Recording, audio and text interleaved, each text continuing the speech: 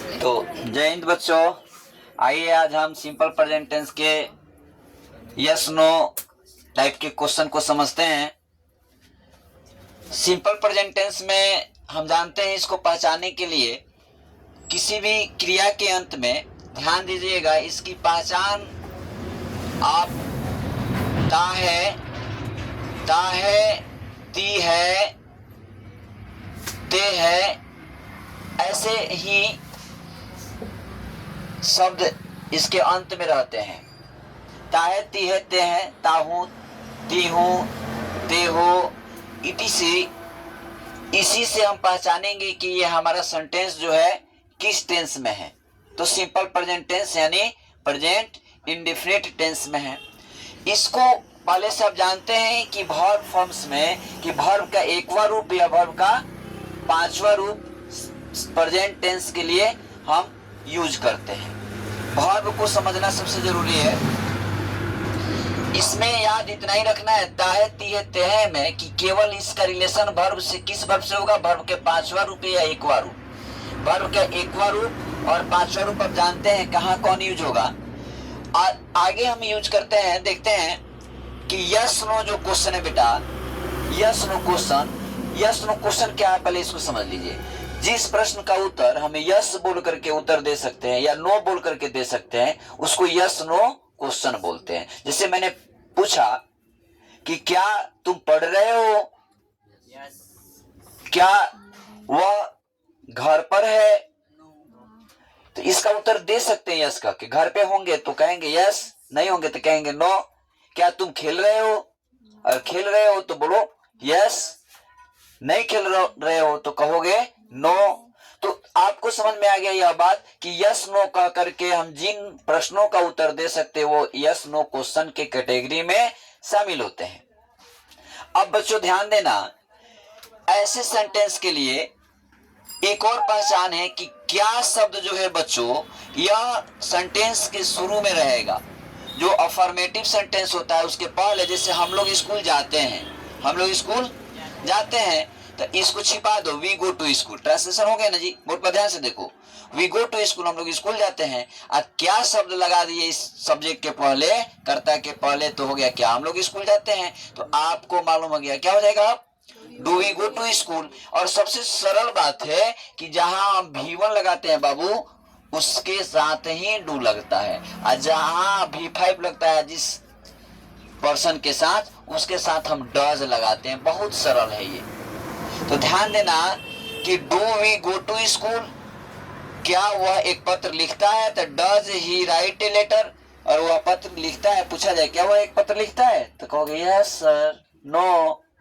फिर पूछा जाएगा क्या राधा एक गीत नहीं गाती है, तो इसका भी उत्तर आप यस नो कह के दे सकते हैं। जैसे does Radha not sing a song. अब इसके इतर आता है कुछ प्रश्न जिसका यस नो कह के उत्तर हम नहीं दे सकते हैं। अगर यस नो जप लिए हर प्रश्न के लिए, प्रश्नवाचक सेंटेंस के लिए, तो आप वहां गलत करेंगे। जैसे मैं पूछूंगा तुम्हारे पिताजी का क्या नाम है, कहोगे नो, यस, इससे जवाब आया जी नहीं। पूछा जाएगा तुम क्या कर रहे हो, कहोगे यस। तुम्हारे मम्मी का क्या नाम है, नो। गलत हुआ कि नहीं हुआ।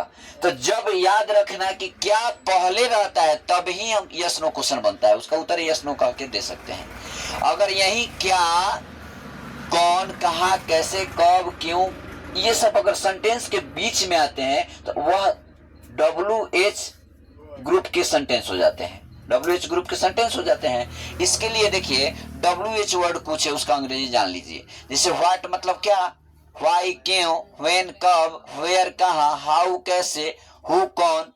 ऐसे ही शब्द जब सेंटेंस के बीच में रहेंगे तब वह WH सेंटेंस हो जाएगा, उसका उत्तर यस या नो कहकर नहीं दे सकते हैं। तो बच्चों ध्यान देते हैं हम, WH का स्ट्रक्चर क्या है सिंपल प्रेजेंट टेंस के लिए।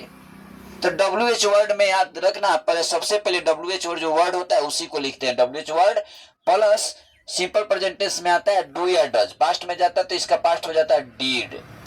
Subject plus not plus V1, not रहे तो नॉट लगाइएगा, नहीं रहे तो डायरेक्ट सब्जेक्ट के बाद भर के एक और लिख के ऑब्जेक्ट को बैठा दीजिएगा। जैसे वह विद्यालय कब जाता है, तो पहले कब बीच में आया, तो कब का अंग्रेजी लिखिएगा व्हेन, और वह के साथ वर्ब का 5वां रूप लगता था, तो इसलिए इसके साथ हम डज लगाएंगे। When does he go to school. और याद रखना है यहाँ WH में जो है हमेशा WH के बाद जो डू डज लगने के बाद सब्जेक्ट जो लगाए उसके बाद हमेशा V1 आएगा। तुम पत्र क्यों नहीं लिखते हो, तो क्यों का अंग्रेजी देखिए व्हाई, तुम के साथ यू के साथ तो डू लगता है, V1 लगता है, इसलिए डू लगेगा। तो why do you not write a letter. मैं पटना क्यों नहीं जाता हूं, तो पहले क्यों का अंग्रेजी लिखिएगा व्हाई, व्हाई सब्जेक्ट देख लीजिएगा मैं है, तो मैं के साथ आई के साथ डू, तो व्हाई डू, तब यहाँ सब्जेक्ट बैठाएंगे आई।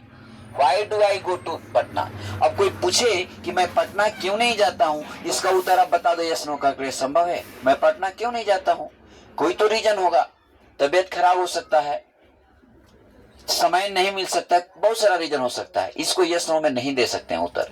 तो याद रखना जब किसी भी सेंटेंस के पहले क्या लगा है वही यस नो क्वेश्चन है, उसको आप इंट्रोगेटिव सेंटेंस कह सकते हैं, प्रश्नवाचक वाक्य। और निगेटिव आ जाए उसमें तो नहीं, उसको कहेंगे निगेटिव इंट्रोगेटिव सेंटेंस। सीधे सीधे इसको शॉर्ट में कहेंगे यस नो क्वेश्चन। ऐसे क्वेश्चन आपको नरेशन में वॉइस में भी मिलेंगे, आगे रूल पढ़ेंगे हम लोग। चलो आज इसी पर एंड करते हैं, फिर अगले क्लास में हम लोग मिलते हैं, तो निकले। जय हिंद।